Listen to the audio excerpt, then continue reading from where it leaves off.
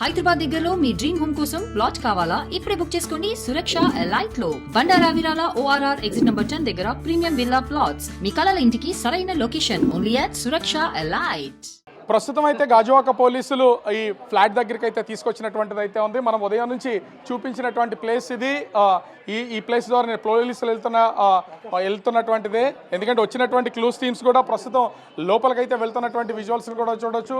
ఎందుకంటే ఈ హత్య జరిగిన తర్వాత ముఖ్యంగా చూస్తే లోపలే అతను మెట్ల ద్వారానే వెళ్ళుండొచ్చు, అదేవిధంగా లిఫ్ట్ ద్వారానైనా సరే పైనుంచి కిందకి, కింద నుంచి పై వరకు తను వెళ్ళుండొచ్చు. ఆ నేపథ్యంలోనే ప్రస్తుతం అయితే పోలీసులు లోపలికి వెళ్తున్నటువంటి చూడొచ్చు. మనము ఉదయం నుంచి కూడా చూపించినటువంటి సీసీ కెమెరాల్లో, ఎందుకంటే ఖచ్చితంగా ఏ సమయంలో వెళ్తున్నాడు ఏంటి, ముఖ్యంగా చూస్తే మౌనిక ఇంట్లోకి రావాలంటే అయితే లిఫ్ట్ ద్వారా వెళ్ళాలి లేదా మెట్ల ద్వారా వెళ్ళాలి. ఈ రెండు ప్లేసెస్ నుంచి వెళ్ళడానికి ఆస్కారం ఉంది. అయితే సీసీ కెమెరాలకు సంబంధించినటువంటి మొత్తం ఫుటేజ్ అంతా కూడా పోలీసులు తమ స్వాధీనం చేసుకున్నటువంటి పరిస్థితి అయితే కనిపిస్తుంది.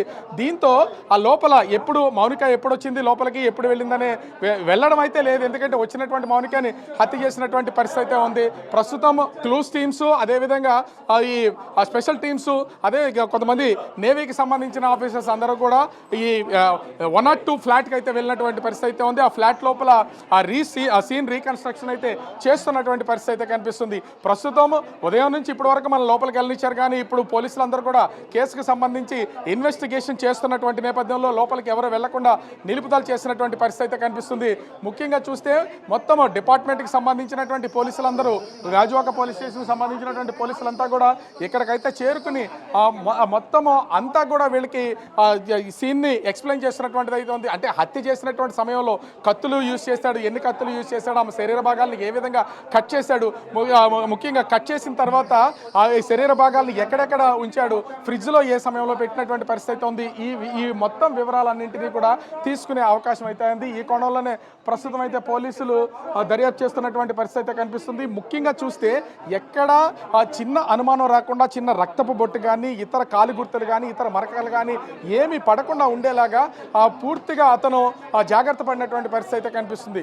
మనము విజువల్లో ఇప్పుడు మరికొద్ది సేపట్లో అతను అయితే తీసుకొచ్చే అవకాశం అయితే ఉంది. అయితే ఇటు మెట్ల ద్వారా తీసుకొస్తారా లేదా అతనిని అటు లిఫ్ట్ ద్వారా తీసుకొస్తారా అనేది తెలిసే అవకాశం అయితే లేదు. దానికి సంబంధించి ఎక్కడికక్కడ వీళ్ళు పూర్తిగా సన్నద్ధమైనటువంటి పరిస్థితి అయితే ఉంది. మరికొద్ది సేపట్లో అతను అయితే ఇక్కడికి అంటే బయటికి తీసుకొస్తారు.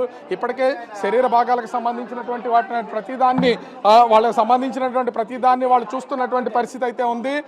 ముఖ్యంగా ఎక్కడ ఎలాంటి క్లూ దొరకకుండా చేసినటువంటి ఈ మర్డర్కి సంబంధించి ఇప్పుడు మరి పోలీసులు ఏ రకమైనటువంటి క్లూస్ని అయితే సంపాదిస్తారనేది మాత్రం వేచి చూడాల్సినటువంటి పరిస్థితి అయితే కనిపిస్తుంది. ఆయనకి సంబంధించినటువంటి కుటుంబ సభ్యులు కూడా ఇక్కడ ఉన్నారు. అసలు మీకు ఎప్పుడు తెలిసిందండి ఈ విషయానికి సంబంధించి? ఈ రోజు ఉదయం మామూలు గ్రామస్తులు కూడా ఏదో మీడియాలో వస్తుందని తెలియపరచగా మేము కూడా చూసుకున్నాము.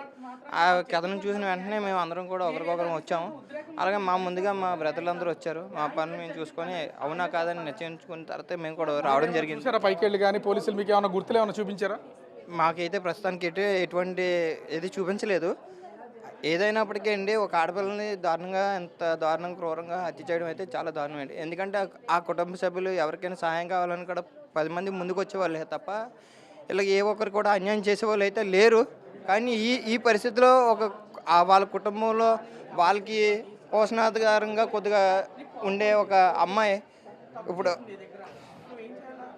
సడన్గా ఇలా హత్యకు గురి అయిందంటే మాకు కూడా కాలు చేతులు ఆడట్లేదు. ఎవరికి కూడా కనీసం మాట్లాడడానికి కూడా ఇటువంటి నరవ అంతకుని ఎంతో అఫీషియల్గా తీసుకురావడం, కూర్చోబెట్టడం ఇలా చేస్తున్నారు. రోడ్డు మీద ఎవరో ఇద్దరు కొట్టుకుంటేనే లాఠీలతో కొట్టే మన పోలీస్ డిపార్ట్మెంట్ వారు కూడా ఈరోజు అతనికి ఇంత రక్షణ కల్పించి చక్కగా వాళ్ళు విచారణ చేస్తున్నారు.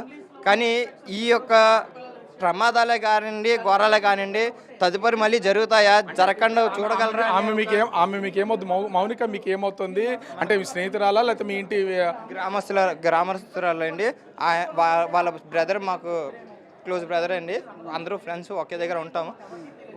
వాళ్ళ సహాయం వాళ్ళకే కాదు, గ్రామంలో కూడా ఎవరికైనా సహాయం కావాలన్నా ఒకరికొకరు చేసుకుంటాము.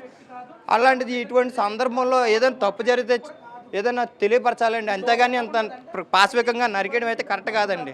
ఇక్కడ స్నేహితులు కూడా కొంతమంది ఉన్నారు, నేను వాళ్ళతో ఒకసారి మాట్లాడించే ప్రయత్నం కూడా చేస్తాను. ఎందుకంటే చాలా మంది ఇక్కడ ఉన్నటువంటిది, ఇప్పుడు ఆమె మీ స్నేహితురాలా మౌనిక, మీ కుటుంబ సభ్యురాలా? కుటుంబ సభ్యులు కాదు, ఒకే ఏరియాలో అందరం పుట్టి పెరిగిన వ్యక్తులమే. అందరం ఒక దగ్గరే ఒకే కాలనీలో కలిసి బతికాము. తల్లిదండ్రులతో అందరితో మాకు అనుబంధాలు ఉన్నాయి. వాళ్ళ ఎవరితోనన్నా చెప్పడం కానీ మాట్లాడడం కానీ ఇట్లాంటిది ఏమైనా ఉందా ఈ సంబంధించి? అంటే ముఖ్యంగా చూస్తే రవీందర్తో వాళ్ళ చెల్లితో కానీ ఎవరితోనా రవీందర్తో రిలేషన్ ఉన్నటువంటి ప్రేమ ఉన్నటువంటి రవీంద్ర అన్న పర్సన్ అసలు ఇతనంటూ ఒకడు ఉన్నాడని ఎవరికి తెలియదు, కుటుంబంలో కూడా ఎవరికి తెలియదు. మరి తెలిస్తే వాళ్ళ అన్నదమ్ములు తెలిసి ఉండాలి, ఎందుకంటే ఫ్యామిలీ కాబట్టి వాళ్ళకి చెప్పి ఉండొచ్చు. కానీ ఎప్పుడు చెప్పానన్న విషయం కూడా ఎవరికి తెలియదు. వాళ్ళ అన్నదమ్ములు కూడా చాలా వరకు ఈవెంట్స్కి బయటకు వెళ్తుంది, లేట్గా వస్తుందని ధైర్యంతో తల్లిదండ్రులు అయితే ఉన్నటువంటిది అయితే ఉంది. యాక్చువల్లీ నిన్న కూడా అదే సిచ్యువేషన్లో ఉన్నారు. అమ్మాయి ఒక గుడ్ ఎంప్లాయ్, ఒక బ్యాంక్లో జాబ్ చేస్తుంది, జాబ్ వచ్చింది, తను జాబ్కి వెళ్తుంది వస్తుందని తెలుసు. తర్వాత ఈవెంట్స్ చేస్తుంది కాబట్టి తల్లిదండ్రుల కోసం కష్టపడుతుందని అనుకుంటామే తప్ప వెళ్ళిన వ్యక్తి ఇట్లా ముద్దయిపోయి మార్నింగ్ మనకు కనిపిస్తుందని ఎవరు ఎక్స్పెక్ట్ చేయం కదండి. మాకు తెలీదు ఈ థర్డ్ పర్సన్ అన్న వ్యక్తి ఇట్లా చేశాడని కూడా తెలియదు. ఇప్పుడు తనంతట తను బయటపడ్డాడు కాబట్టి తెలిసింది, కానీ లేకపోతే మాకు ఈ విషయం కూడా తెలియదు. కాల్ చేసి పూర్తి చేసి సమాధులు చేసి ఎప్పుడో బయటపడేవి, కానీ ఇప్పుడు ఇలా మా కళ్ళెదురుకుండా కనిపించేటప్పటికి మాకు భయం వేస్తుంది. ఆడపిల్లలు అన్న వాళ్ళు బయటకు పంపించాలంటే భయం వేస్తుంది. వాళ్ళు ఏ టైంలో ఎలాగొస్తారో, వచ్చిన ఈ కోమగాల చేతిలో ఏమైపోతారని భయం వేస్తుంది. నువ్వు చంపినప్పుడు నీకు తెలియదా? నీకంటూ ఇంట్లో ఆడపిల్లలు లేరా? నీ తల్లి కనిపించట్లేదా? నీ చెల్లి కనిపించలేదా? నీ ఆడదమ్ములు రేపు పొద్దున్న నీ కూతురికి ఇటువంటి సిచ్యువేషన్ వస్తే నువ్వేం చేస్తావు? ఎలా బాధపడతావు? నీ కూతుర్ని ఒకడు ఎవడైనా ఇలా చేస్తే నువ్వు ఏమైనా ఎక్స్పెక్ట్ చేస్తావు? ఇప్పుడు నా ఇంట్లో చేశాను, నీ ఇంట్లో జరగదా? జరుగుతాయి కదా. ఇక్కడ అపార్ట్మెంట్కి సంబంధించినటువంటి స్థానికులు కూడా ఉన్నారు, ఒక్కసారి వాళ్ళని కూడా అడుగుదాం. ఇది ఇక్కడ చూస్తుంటే ఏమీ అనుమానంగా ఏమి అనిపించట్లేదా? ఇక్కడ ఉన్నటువంటి ఇంతకుముందు అంటే ఏ ప్లేస్లోనూ ఈ రకమైనటువంటి ఆనవాళ్ళు లేవు. ఏమోనండి, ఇప్పటివరకు మేము చూడలేదు. ఇప్పుడు జస్ట్ మీరు కూడా ఇది చూసి చెప్తుంటే మాకు అలాగే కొన్ని అనుమానాలు. అంటే అక్కడ మొత్తం ఒక లైనప్లో ఒక మార్క్ అనేది టోటల్గా ఉన్నటువంటి పొజిషన్ అయితే కనిపిస్తుంది. అది అంటే ఏదైనా వస్తువు ఏదైనా తీసుకెళ్తున్నప్పుడు ఖచ్చితంగా ఎలాంటి రకాలు పడేది అలాగే అనిపిస్తుందా మీకు కూడా? మాకు కూడా అదే అలాగే అనిపిస్తుందండి. మీరు చెప్పిందే కరెక్ట్గా అనిపిస్తుందండి. అంటే ఇప్పటివరకు ఎవరం కూడా అది గమనించలేము. నిన్నటి నుంచి మేము ఒకటే టెన్షన్లో ఉన్నాం, ఇలా అపార్ట్మెంట్లో ఇలా అయింది, ఎప్పుడు ఇక్కడ ఇలా అవ్వలేదని ఆ టెన్షన్లోనే ఉన్నాం తప్ప ఇవన్నీ కూడా మేము అబ్జర్వ్ చేయలేదు.